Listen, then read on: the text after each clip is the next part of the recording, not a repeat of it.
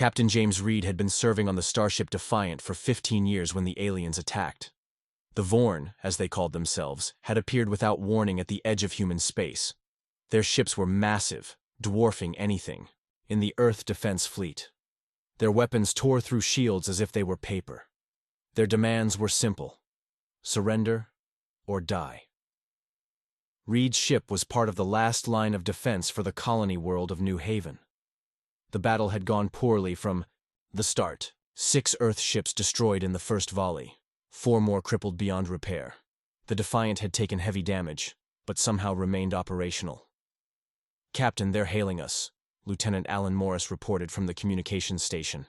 The bridge was in chaos. Smoke billowed from damaged consoles. Emergency lighting cast everything in a dim red glow.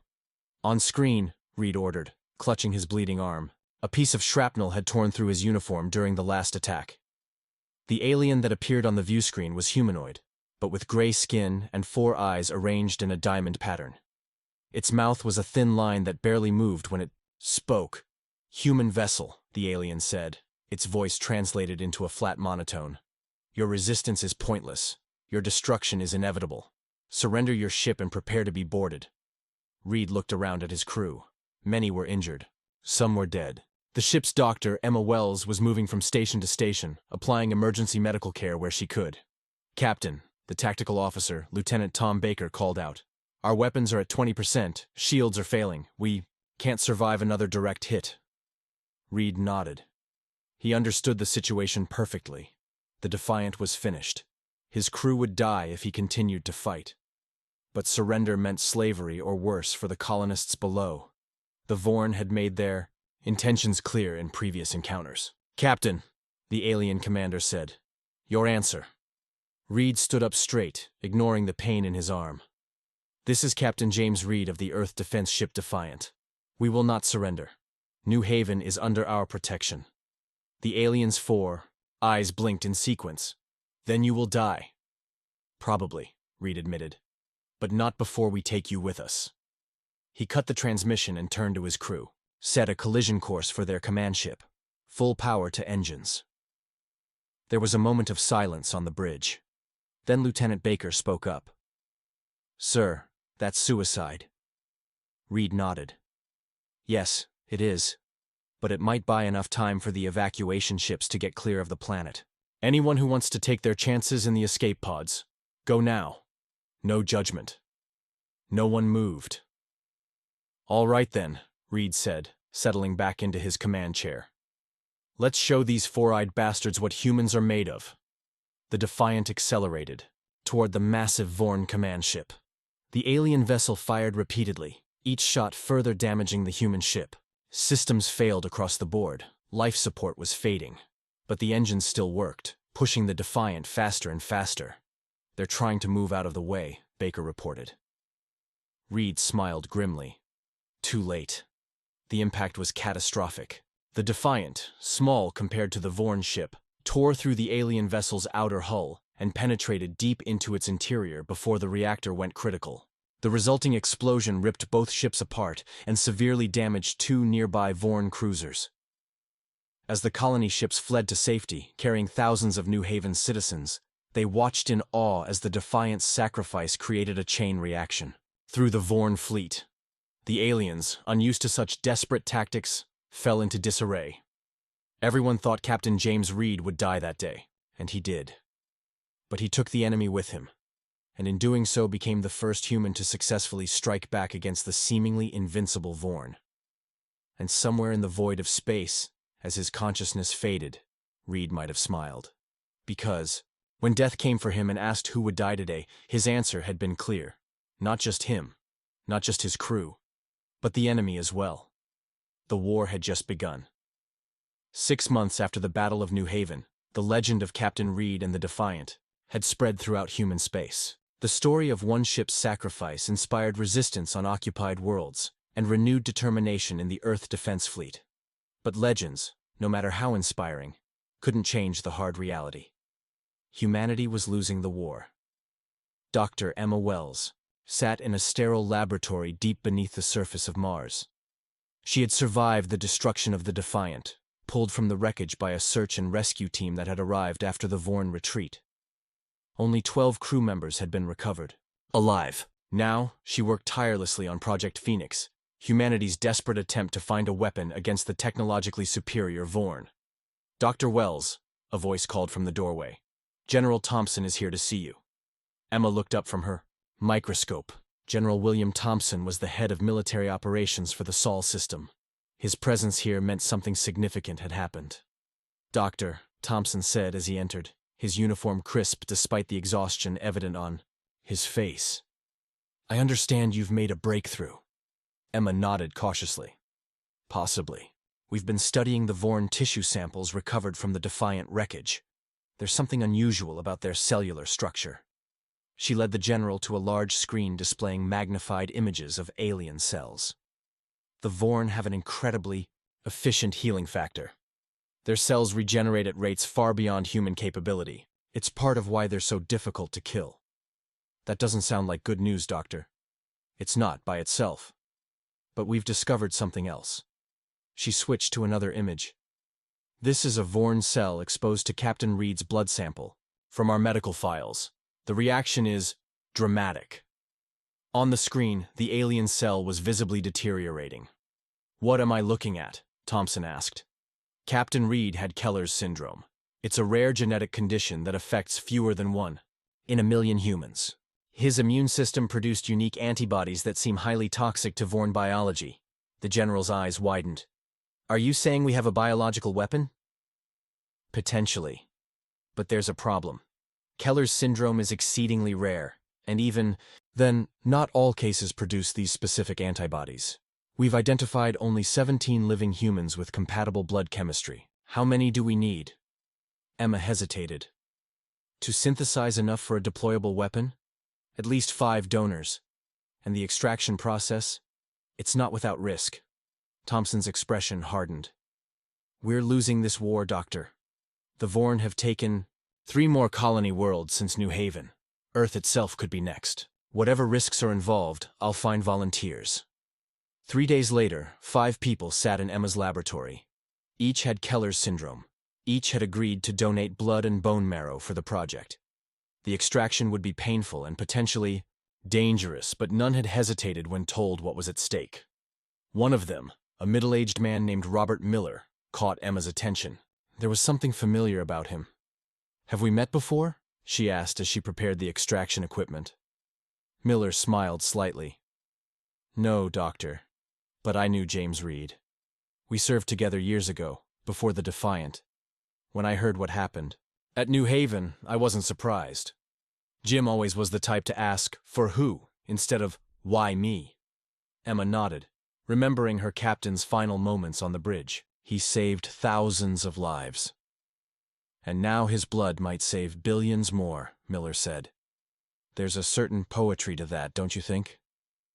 As the extraction began, Emma couldn't help but feel a connection to the captain she had served under. Even in death, James Reed was still fighting for humanity. His rare blood condition, once considered nothing more than a medical curiosity, might prove to be the key to humanity's survival. Meanwhile, in orbit around Mars, the Vorn fleet was gathering.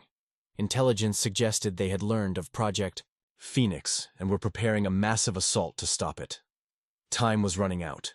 General Thompson stood at the observation window, watching Emma work. "How long until the weapon is ready?" Emma didn't look up from her task. 2 days minimum, maybe 3. "We may not have that long," the general replied, eyes fixed on the sky. The Vorn attack came sooner than expected. Their ships descended on Mars with overwhelming force, targeting the research facilities with precision strikes. The outer defenses fell within hours. Emergency bulkheads sealed throughout the underground complex as explosions rocked the surface above. In the main laboratory, Emma worked frantically to complete the synthesis process, while alarms blared around her. The 5 donors, including Miller, had been evacuated to a deeper level, their contributions already collected. Now it was up to her to finish what they had started. "Doctor, we need to move," Lieutenant Mark Wilson insisted, the young Marine's face tense as he checked the ammunition in his rifle. "The Vorn have breached the upper levels." Emma shook her head. 5 more minutes. I need 5 more minutes to stabilize the compound. The laboratory door slid open, and General Thompson entered, his uniform dusty and torn. You don't have 5 minutes, Doctor. The East Wing has been overrun. They're heading this way. Then hold them off, Emma said, not looking up from her work. Because if I don't finish this, none of us will matter anyway. Thompson nodded grimly. Lieutenant, gather your squad. We'll make a stand at the main corridor junction. Buy the doctor as much time as you can. As the soldiers departed, Emma continued the delicate process of combining the antibodies extracted from the donors with a delivery mechanism that would allow for widespread deployment. The resulting bioweapon would be harmless to humans, but devastating to the Vorn. At least, that was the theory. The sounds of battle grew closer. Gunfire, explosions, and the distinctive high-pitched whine of Vorn energy weapons echoed through the facility. Emma tried to shut it out, focusing solely on her work. Then she heard something that made her blood run cold. Silence. The fighting had stopped. The laboratory door slid open again. Emma grabbed a pistol from a nearby desk and spun around, only to freeze at the sight before her. A Vorn commander stood in the doorway, flanked by 2 soldiers. Behind them, Emma could see the bodies of General Thompson and his Marines scattered in the corridor. Human doctor, the Vorn commander said, its translated voice emotionless. Your weapon will not harm me. Put it down. Emma kept the gun leveled, at the alien. Where are the donors, the other humans? They have been taken. They will be studied. Their unusual biology is of interest to us. Let them go, Emma demanded. They're not soldiers. The Vorn commander tilted its head. No, they are more valuable. As are you. It gestured to the laboratory equipment. Your work will cease. You will come with us to our ship. Emma knew what that meant. The Vorn were notorious for their experimental procedures on captured humans. Few survived, and those who did often wished they hadn't. I don't think so, she said, and fired the pistol. The shot hit the commander in the shoulder, causing it to stagger back. The 2 soldiers raised their weapons, but Emma had already grabbed a vial from the workbench and thrown it at them. The glass shattered, releasing a cloud of pale blue vapor. The effect was immediate. The Vorn soldiers convulsed, their gray skin blistering on contact with the experimental compound. The commander, partially exposed, roared in pain but remained standing. It lunged forward, knocking the gun from Emma's hand and pinning her against the laboratory wall. What have you done? It demanded, 2 of its 4 eyes swelling shut as the compound took effect. Tested the weapon, Emma gasped, struggling against its grip. Looks like it works. The Vorn commander tightened its hold on her throat. You will die for this. Maybe, Emma managed to say.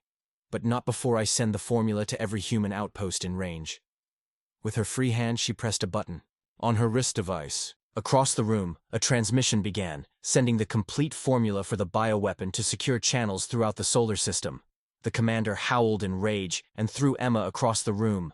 She hit the far wall hard, feeling ribs crack on impact.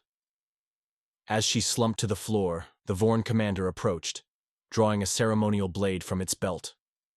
Your resistance is futile, it said, raising the weapon. Your species will be extinct within a year. Through the pain, Emma smiled.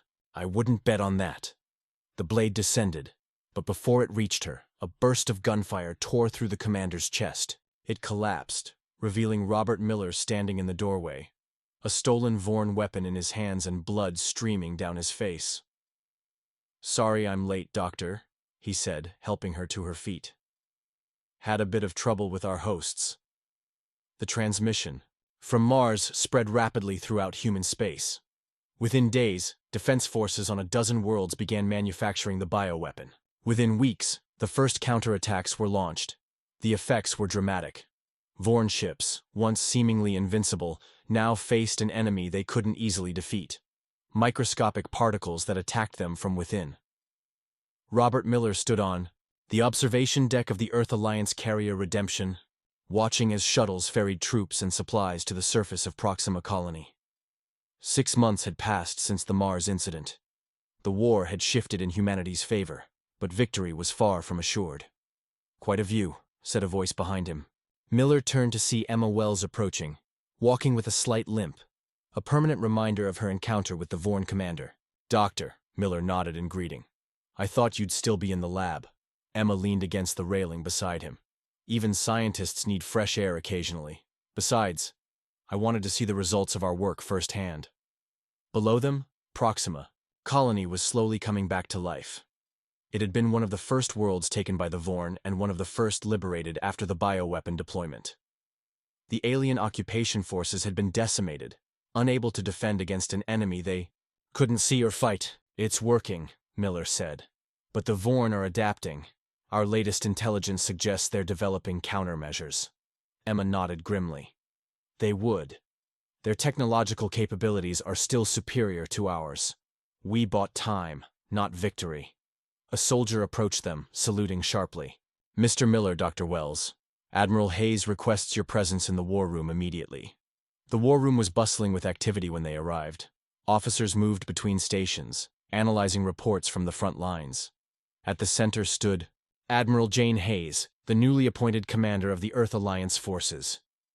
"Good, you're here," Hayes said when she spotted them. "We've intercepted a Vorn transmission. I think you both need to see this." She activated a holographic display in the center of the room. The image of a Vorn appeared, but unlike any they had seen before. This one was larger, its gray skin tinged with gold, and it had 6 eyes instead of 4. "That's not a standard Vorn," Emma whispered. "No," Hayes agreed. "We believe this is one of their elders, their leadership caste. They rarely communicate directly with non-Vorn." The alien began to speak, its words translated by the ship's computer. "Humans of Earth, your biological attack has not gone unnoticed. You have proven yourselves more resilient than anticipated. But you have also proven yourselves dangerous. The Conclave has deliberated and reached a decision. There will be no more attempts at conquest or subjugation. Instead, your species will simply be erased." The room fell silent as the implications sank in. "The Vorn fleet is being consolidated," Hayes explained. "They're abandoning outlying positions and gathering their forces. Our analysts believe they're preparing for a massive strike against Earth itself." "How massive?" Miller asked. Hayes manipulated the holographic display, showing a vast armada of Vorn ships. "Approximately 3,000 vessels, including several we've never encountered before. Planet killers, we believe." Emma studied the display. "When?" "Intelligence suggests 2 weeks. Maybe less." Miller shook his head. "We can't match that kind of firepower, even with the bioweapon." "No," Hayes agreed. "We can't, which is why I've authorized Operation Last Stand. Dr. Wells, you'll be transferred to the secure facility on Titan. If Earth falls, your research continues." Emma's face hardened. "I'm not running, Admiral." "This isn't a request, Doctor. Your knowledge is too valuable to lose." Miller stepped forward. "With respect, Admiral, I think you're overlooking something.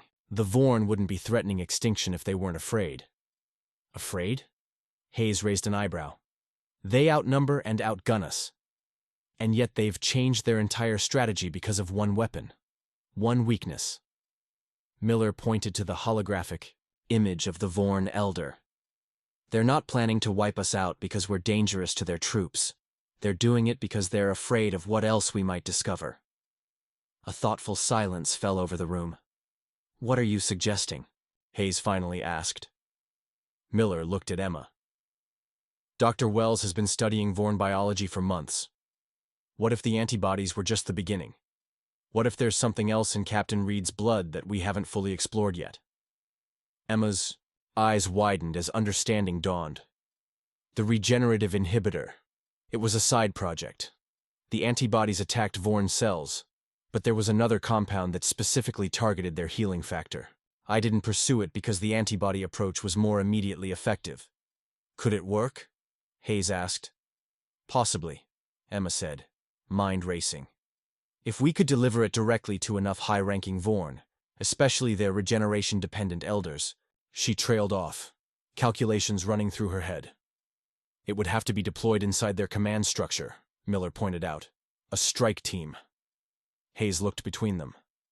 "You're talking about a suicide mission." Miller smiled thinly.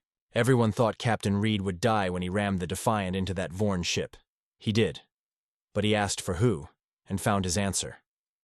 Maybe it's time we found ours. The plan was audacious, bordering on insane. A small team would infiltrate the Vorn flagship using a captured scout vessel. They would deliver the regenerative inhibitor directly to the Elder's chamber, where, according to intelligence, the highest-ranking Vorn would be gathered to oversee the attack on Earth. Miller volunteered immediately. So did a dozen others, veterans of the Mars defense and subsequent battles. Emma insisted on joining as well, despite Admiral Hayes's objections. The inhibitor needs to be calibrated on site, Emma argued. Variables like atmospheric pressure and ambient radiation could affect its potency. I'm the only one who can make those adjustments. In the end, Hayes relented. The mission was too important, and the odds of survival too slim, to deny anyone who volunteered. The team spent a week in intensive training, learning to operate Vorn technology and studying the limited intelligence available on the flagship's layout. The night before the mission, Miller found Emma in the ship's laboratory, making final adjustments to the delivery system, a modified atmospheric processor that would disperse the inhibitor as an invisible, odorless gas. "Can't sleep?" he asked, leaning against the door frame. Emma shook her head. "Too much to do. The inhibitor's stability is still concerning me. If the concentration is too low, it won't affect the Elders. Too high, and it might break down before reaching them." Miller watched her work for a moment. "You know, when I volunteered for the Mars project, I never expected to end up here." "None of us did," Emma replied, not looking up from her instruments. "I was a ship's doctor. Now I'm developing biological weapons and infiltrating enemy flagships. Do you ever wonder if we're crossing a line? The inhibitor isn't just going to weaken them. It's going to kill them, painfully. It's not like the antibody weapon. This is targeted assassination." Emma finally looked up, her eyes tired but determined. "The Vorn crossed that line when they attacked our colonies. They crossed it again when they decided to exterminate our species. I won't lose sleep over the deaths of creatures who would wipe out humanity without a second thought." Miller nodded slowly. "Captain Reed used to say that war reveals who we really are, not just as individuals, but as a species. And what does this war reveal about us? That we're survivors, that we don't give up, even when the odds are impossible." He pushed away from the doorframe and approached her workbench. "Let me help you with the calibrations. We both need to be rested for tomorrow." The captured Vorn scout ship was cramped with 10 humans aboard. It had been designed for a crew of 4 Vorn, and the human team had to squeeze into spaces never meant for their physiology. Miller piloted, having spent the most time studying Vorn navigation systems. Emma sat beside him, monitoring the inhibitor, device strapped securely in the ship's cargo area. The rest of the team consisted of soldiers and technicians, each with a specific role in the mission. They spoke little as the ship accelerated toward the rendezvous point where they would join a group of Vorn vessels returning to the flagship. "Approaching Checkpoint Alpha," Miller announced. "Activating Vorn IFF signals." The scout ship's identification, transponder, began broadcasting codes stolen during a previous raid. If the deception worked, they would be seen as just another scout returning from reconnaissance. Minutes ticked by in tense silence. Then, a massive shape appeared on their sensors. The Vorn flagship. It dwarfed anything humanity had ever built, stretching nearly 20 kilometers from end to end. Around it clustered hundreds of warships, preparations visibly underway for the assault on Earth. "Gods," someone whispered from the rear of the cabin. "Stay focused," Miller said, keeping his voice steady. "We knew what we were getting into." A communication came through, harsh Vorn language translated by their systems. "Scout vessel K9372, transmit verification sequence." Miller entered the prepared response codes. Another agonizing wait followed. "Scout vessel K9372, you are cleared for docking bay 17. Maintenance crews will meet your vessel for standard decontamination." Emma tensed.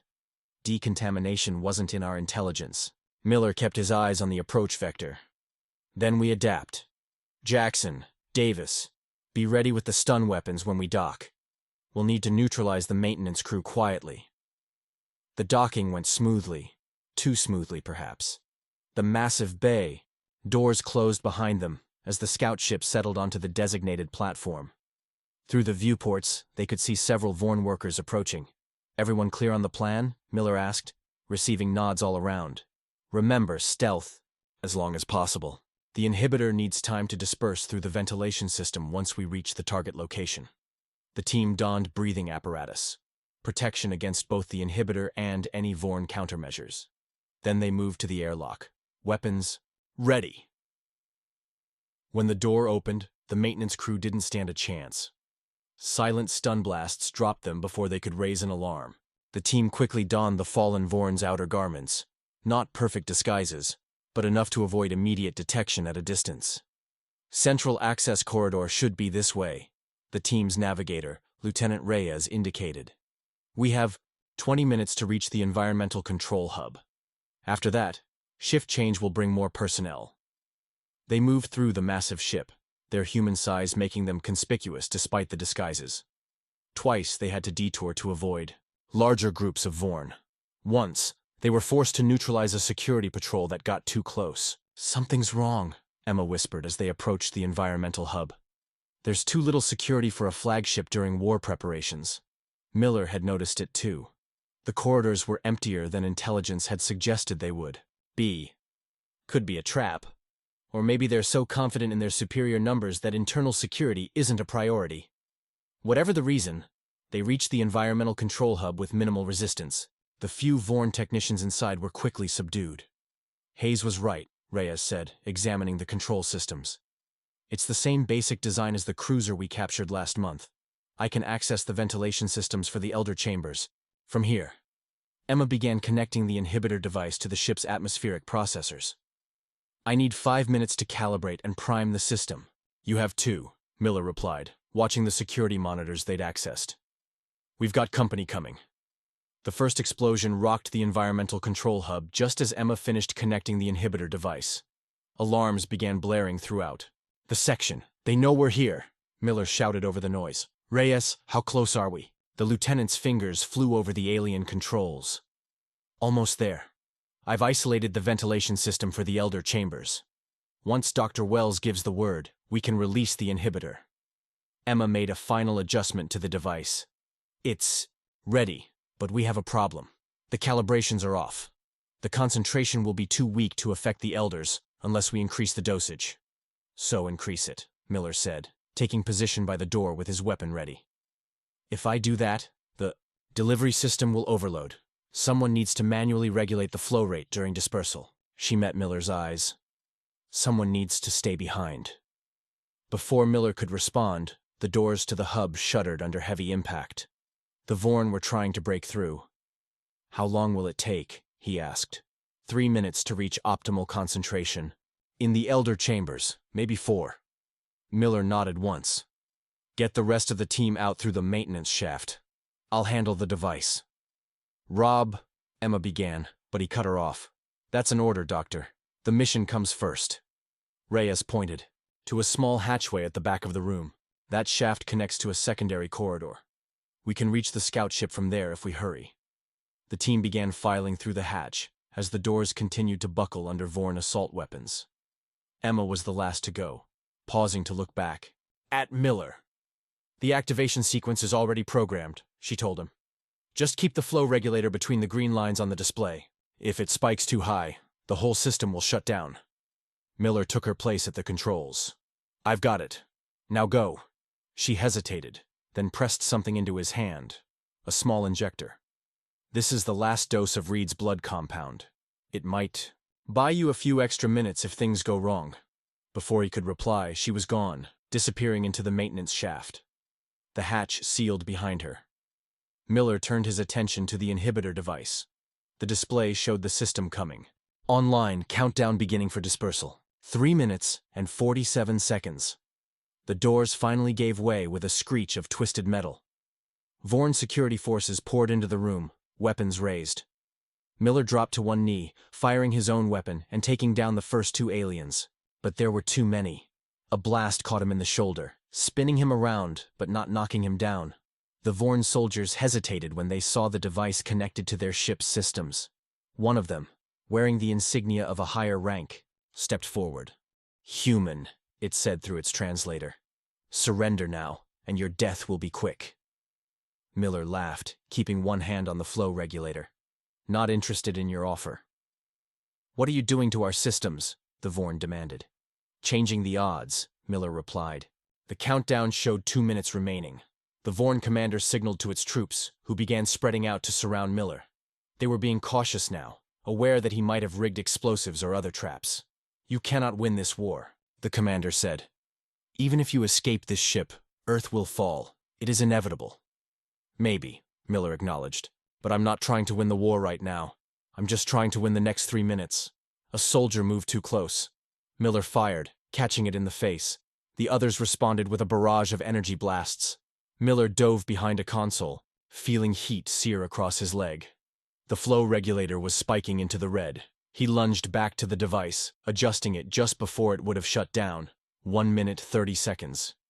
The Vorn were coordinating now, moving to flank him from both sides. Miller fired again, dropping another soldier, but his weapon was running low on charge. He could feel blood soaking his uniform from multiple wounds. The commander seemed to realize what was happening. "The atmospheric system," it hissed to its troops. "Destroy it!" Miller remembered the injector Emma had given him. He pulled it out and jabbed it into his thigh. The effect was almost instantaneous. A surge of energy, dulling of pain, increased clarity. Captain Reed's last gift to the war effort flowing through his veins. 1 minute remaining. As the Vorn closed in, Miller made his decision. He grabbed the inhibitor device and tore it free from the larger control system. Alarms blared as connections were severed, but the device itself remained active, the countdown still running on its display. "If you want it," he called to the Vorn, "come and get it!" He ran, surprising the aliens with his sudden burst of speed. Energy blasts followed him as he staggered through a side door and into a corridor he recognized from the ship schematics they'd studied, one that led directly to the Elder Chambers. 45 seconds. Miller ran as he hadn't run since basic training, ignoring the wounds that should have laid him out. Reed's blood compound was keeping him going, but he could feel it burning through his system too quickly. He wouldn't last long. Behind him, the sounds of pursuit grew closer. Ahead, a massive ornate doorway marked the entrance to the Elder Council. Chambers. 30 seconds. Miller reached the doors, but they were sealed. He placed the inhibitor device against the seam where the doors met and looked for a way to trigger the opening mechanism. There, a control panel similar to others they'd studied. He smashed it with the butt of his weapon, sparks flying. Emergency. Protocols kicked in and the doors began to slide apart, too slowly. 20 seconds. The first Vorn rounded the corner, weapon raised. Miller fired his last charge, dropping the alien. He squeezed through the partially open doors, finding himself in an enormous chamber. At its center, a group of gold-tinged Vorn elders stood around a holographic display of Earth. They turned as one at his entrance, multiple eyes widening in shock. 10 seconds. "This is for New Haven," Miller said, holding up the inhibitor device, as the countdown reached 0. "This is for Mars. This is for Earth."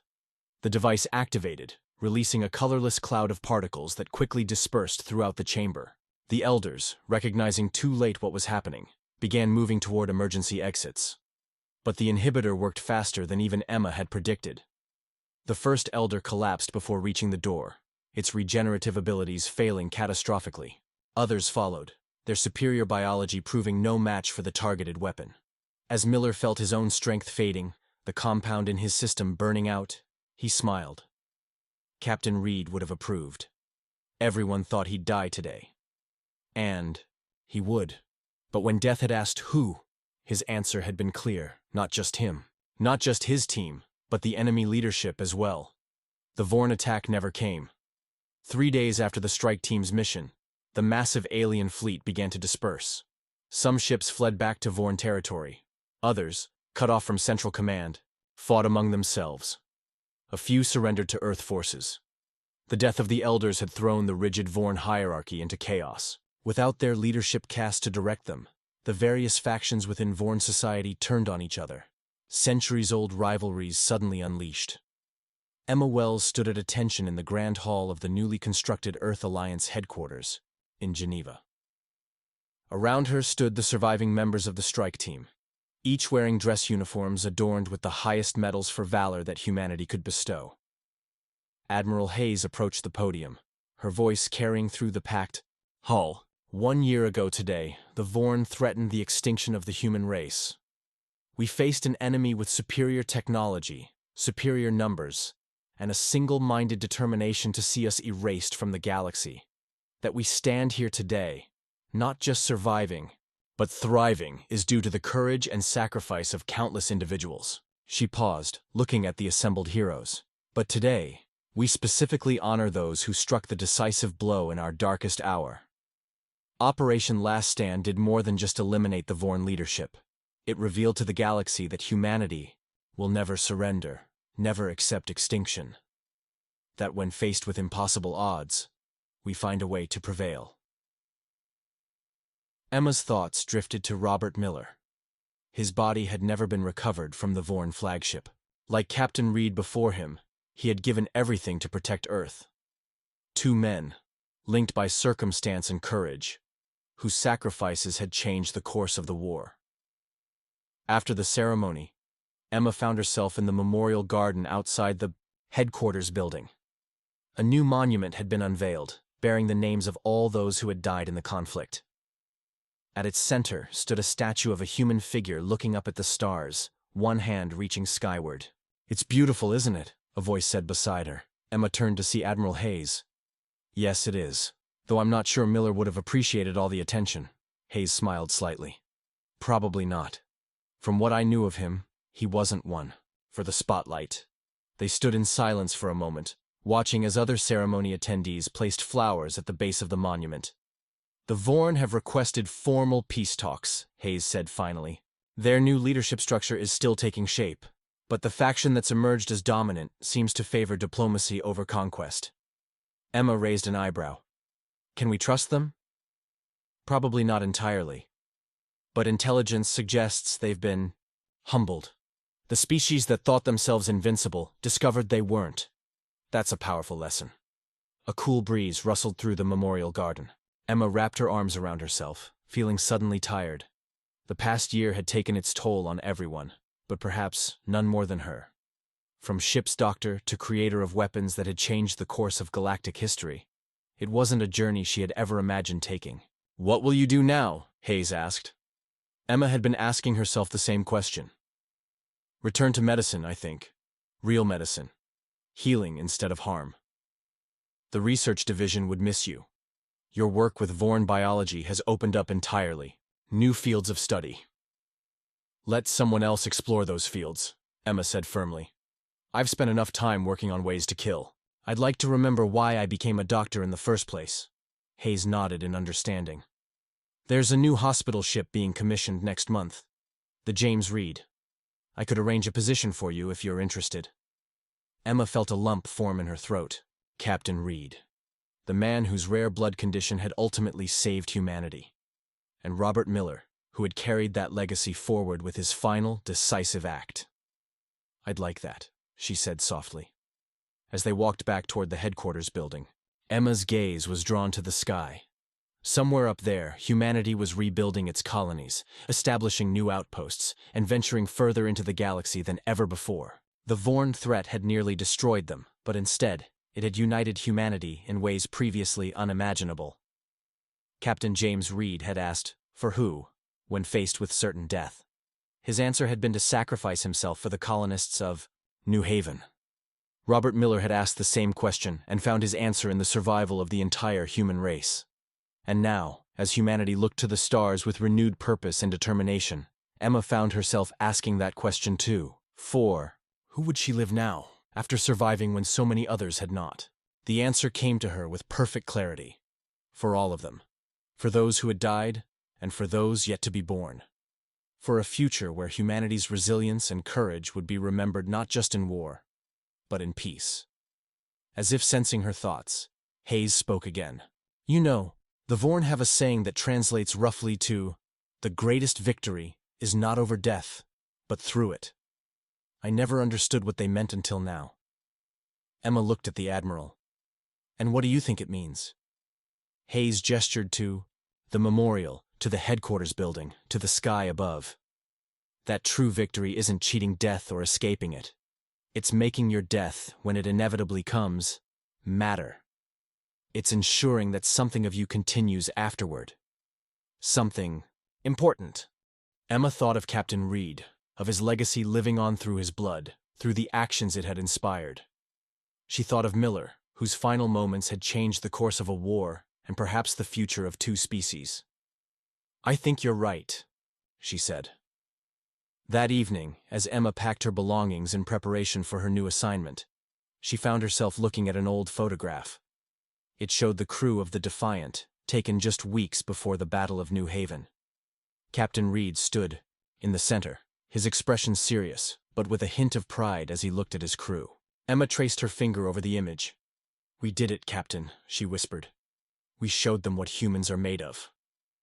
Outside her window, the first stars were becoming visible in the darkening sky. Among them were ships, carrying humanity's pioneers to new worlds and new possibilities. The Vorn had intended to extinguish humanity's light in the galaxy. Instead, they had only made it burn brighter.